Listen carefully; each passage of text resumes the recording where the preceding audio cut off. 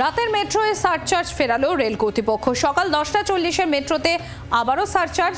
টিকিটের দামে গুনতে হবে অতিরিক্ত 10 টাকা। নতুন বছরের প্রথম দিন থেকেই রাতের মেট্রোতে সারচার্জ। অয়ন ঘোষাল আমাদের প্রতিনিধি রয়েছেন আমাদের সঙ্গে। অয়ন, তার মানে রাতের মেট্রোতে অতিরিক্ত ভাড়া গুনতে হচ্ছে যাত্রীদের? রাতের মেট্রোতে যে সারচার্জ বসবে এটা মেট্রো কর্তৃপক্ষ 2024 সালের অক্টোবর মাসের শেষ দিকে সিদ্ধান্ত নিয়েছিলেন। সেই মতো নভেম্বর মাসে দিন দশেকের জন্য সেটাকে পরীক্ষামূলকভাবে ইমপ্লিমেন্ট করার কথাও চলছিল।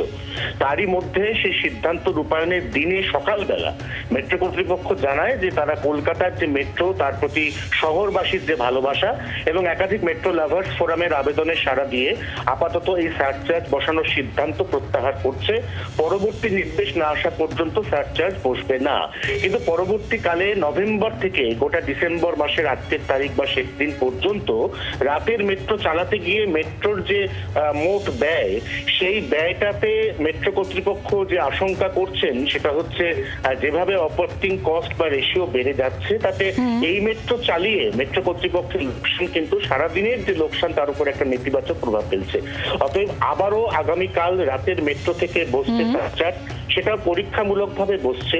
রাতের মেট্রোয় কতজন যাত্রী হচ্ছেন, তারপরে সারচার্জের ফলে সেই যে রাতের মেট্রো চালানোর যে আর্থিক ঘাটতি সেটা পূরণ হচ্ছে কিনা, এই বিষয়গুলি বিবেচনা করে এই সিদ্ধান্তকে স্থায়ী করা হবে অথবা এই সিদ্ধান্তটি প্রত্যাহার করা হবে বলে মেট্রো সূত্রে খবর। বাংলার আওয়াজ, বাঙালির আবেগ, জি 24 ঘন্টা।